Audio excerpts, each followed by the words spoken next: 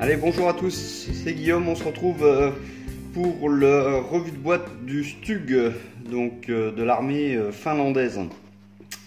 Donc je vous l'avais montré lors de mes achats sur Bangkok, et donc on en était resté à l'apparence de la boîte. Donc aujourd'hui on va découvrir un peu ce qu'il y a dedans. Donc je l'ai pas du tout ouvert depuis que je l'ai acheté. La preuve, tout est encore sous plastique. Donc, alors, je mets ça de côté. Donc, il y a combien de grappes déjà? 1, 2, 3, 4, 5 grappes. Donc, une grosse grappe là. Le châssis, des chenilles en vinyle, assez grandes d'ailleurs, je trouve. Et puis une toute petite planche de décale. Donc on va commencer par la notice. Hop, alors je vais la chercher.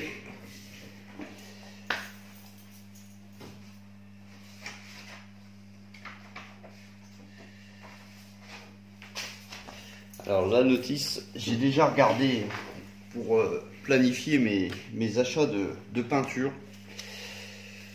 Donc sur la première page, on retrouve naturellement, alors je fais une petite mise au point, voilà, donc on retrouve naturellement la photo du modèle, plus la liste des peintures demandées. Alors si vous désirez faire le kit, il vous faudra du TS1, donc c'est du rouge brun, TS61 c'est du vert autan, X10 c'est le gunmetal, XF1 du noir mat, XF15 c'est de la chair mat, donc ça c'est pour faire les figurines, XF20 gris moyen, XF49 kaki, XF56 du gris métallisé, donc ça à mon avis ça va servir pour les, voilà, le câblage là, le câble de remorquage, XF53 du gris neutre, XF59 du jaune désert, XF63 pardon, du gris panzer, donc German Grey, XF64 du rouge brun. En fin de compte,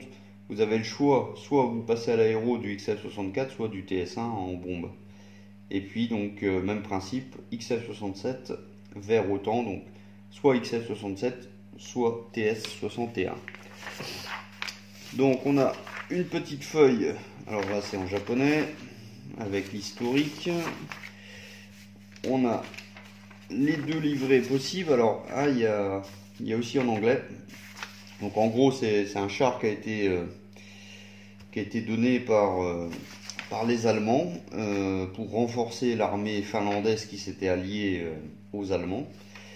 Et donc du coup ils se sont servis de Stug 3 et donc ça a protégé, on va dire, la ligne de front avec la Russie, qui eux, la Russie avait des chars comme le KV, comme le T-34, etc. Donc l'armée finlandaise n'était pas tout à fait optimum par rapport à ses forces blindées. Donc au début c'était prévu, là je parle pas de l'armée finlandaise mais je parle du Stug en général, était prévu comme un char de soutien d'infanterie. Et au fur et à mesure des modifications, là on est sur le troisième, il est devenu un chasseur de chars. Et donc les équipages en étaient plutôt contents, parce que sur le front il n'y avait pas beaucoup de pertes de Stug 3. Par contre les ennemis au contraire avaient des lourdes pertes. Donc qu'est-ce qu'ils nous proposent comme livret? Donc on a une première livrée, la livrée A. La livrée A, elle est en avril 44. Donc là en fin de compte on voit bien les galets, les barbotins, etc. Schéma de camouflage donc en 3 tons si je ne fais pas erreur. Donc on a bien le symbole nazi avec la roue de secours, des petites caisses. Bon, c'est sympa. Et la deuxième livrée, La deuxième livrée, en fin de compte, c'est la livrée qui est représentée sur la boîte. Donc en fait, ça c'est le late type. Donc c'est la fin des Stuck 3, enfin avant d'autres chars bien entendu. Donc là, en fin de compte, les différences notables, c'est qu'on a des plaques de renfort là au niveau du châssis, donc pour améliorer le blindage, des troncs d'arbres sur les côtés. Donc là encore, hein, je pense que c'est plutôt pratique aussi pour différentes situations, mais ça améliore aussi le blindage. Bon, après, on a les symboles nazis qui sont pas représentés au même. Si, ils sont représentés au même endroit. Donc, moi, à mon avis, cette livrée-là me plaira plus. En premier, en fin de compte, j'avais décidé de le faire pour le groupe build, mais j'ai pas réussi à avoir d'informations par rapport au Stuck 3, par rapport à l'Africa Corps. Donc, du coup, je vais le monter tel quel. Ça sera pas maintenant, hein, je vous préviens. Je vous préviens, j'ai encore du boulot devant moi. Donc, première étape. Donc là, on a encore le visuel de la livrée AB. Donc, on commence le châssis avec le train de roulement. Donc ensuite, là, on a la possibilité de mettre les plaques de renfort de blindage. Donc jusque l'étape 3, pour l'instant, on s'occupe de la caisse. Étape 4, on s'occupe des poulies guides, des barbotins, des galets de retour. Ensuite, on vient assembler tout ça sur le châssis. Donc après, on a des choses à faire là. Apparemment, il y a un gabarit. Il y a un gabarit pour mettre la petite pièce là. Donc ça, c'est pas mal trouvé.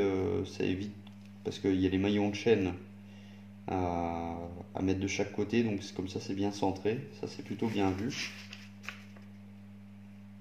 Donc ensuite on attaque le haut, alors il n'y a pas de toile hein, sur ce char, mais le haut de la caisse,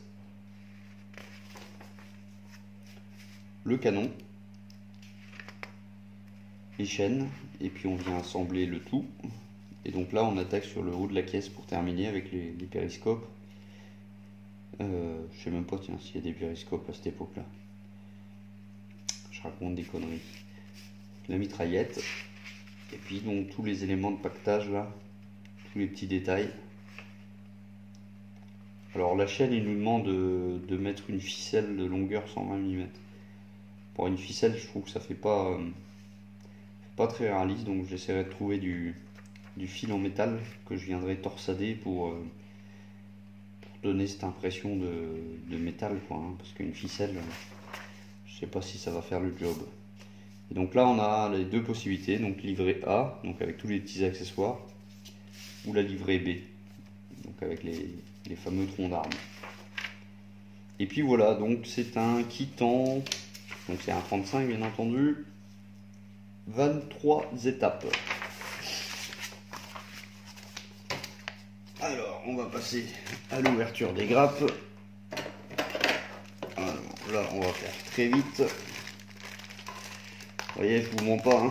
Tout est resté sous le sachet. Alors, une caisse plutôt petite. Hop. Bon, il n'y a rien de... Le dessous est sympa. Je sais pas si on pourra travailler les petits écrous là.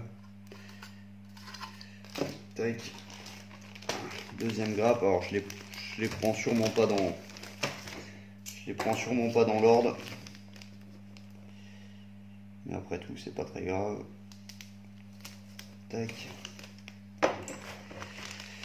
Alors, donc là on retrouve le haut de la caisse. Donc une belle pièce. Alors c'est pas mal parce qu'on a un aspect... alors, attendez, je vous zoome. On a un aspect assez, assez granuleux, vous voyez. Bon, malheureusement, la couleur de grappe ne fait pas tip top pour le focus de la caméra. Qu'est-ce qu'on a d'autre? Ouais, là c'est les supports, je dirais des trappes. Bon, à voir. Hein.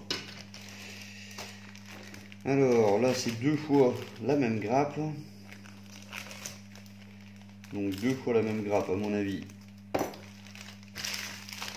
C'est pas... C'est des galets ou des choses comme ça. Hein. Alors regardez. La voilà. La fameuse ficelle pour imiter le câble. Ouais, faut que je trouve quelque chose. Donc les galets, j'avais raison. Alors, hop. Bon, je vous fais un petit... oh, pardon. Un petit visuel comme ça. Vous faites votre propre avis. Bon, c'est du Tamiya, il n'y a pas de... Il n'y a pas de flash comme on le répète dans chaque vidéo. Voilà, il n'y a pas de flash, il n'y a pas de machin. C'est nickel. Ensuite,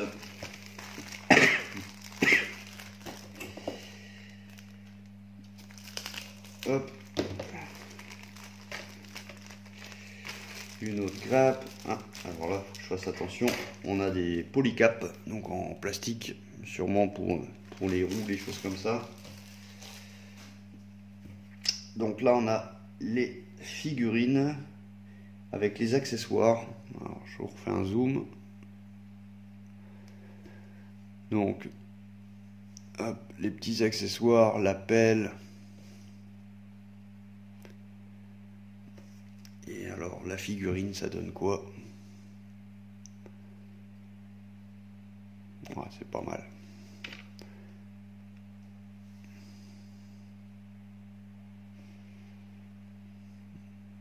Là, il y a des plis sur le pantalon. On va essayer de faire un travail de peinture et souvent, c'est le visage qui coince. Ouais, j'ai l'impression que c'est... En regardant les visages des figurines, j'ai l'impression que c'est souvent les mêmes. Il n'y a pas de... J'ai pas l'impression que le moule des figurines est tip top chez Tamiya. On passe à la dernière grappe. Donc là on retrouve... alors ça c'est un blindage supplémentaire à mettre sur la livrée numéro 2. Le canon. Donc le canon est en deux morceaux. Les plaques de blindage pour la dernière livrée. La mitraillette, les troncs d'arbres. Non, c'est propre, c'est bien net. Hormis la ficelle là, qui me chagrine un peu, le reste me semble nickel. Après on verra l'assemblage. Donc petite vidéo aujourd'hui, c'était simplement pour ne pas vous laisser sans rien. Le montage du Bismarck est en cours. La peinture de la coque est faite, enfin pratiquement faite. Il reste encore en fait toutes les nuances de peinture. Je m'explique. Sur la coque, on a du red, on a la ligne de flottaison donc en noir mat, on a du gris, après on a du blanc, après on a du noir. Et donc, qui dit plusieurs peintures comme ça, déjà la coque est grande. Donc ça vous fait deux passes, deux couches. Et donc du coup c'est assez long, Donc je passe mes deux couches, j'attends une journée, je masque, je repasse une autre couleur pour les deux couches, etc., etc. Donc ça prend un temps assez grand. Je suis d'accord avec vous, les vidéos ne s'enchaînent pas très vite. Mais j'essaie de faire au mieux. Après, je peux pas non plus accélérer trop et puis que par exemple la peinture soit pas sèche à cœur. Donc il faudra prendre votre mal en patience pour la deuxième partie de vidéo de ce Bismarck. On n'a pas regardé les décals.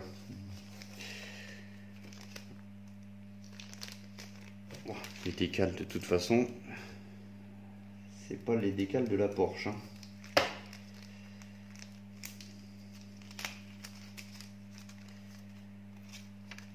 Voilà, donc on a les symboles nazis, des immatriculations, des petits décals en fonction de la livrée, et puis voilà, ça s'arrête là. Bon bah écoutez, il me reste plus qu'à vous dire la prochaine fois.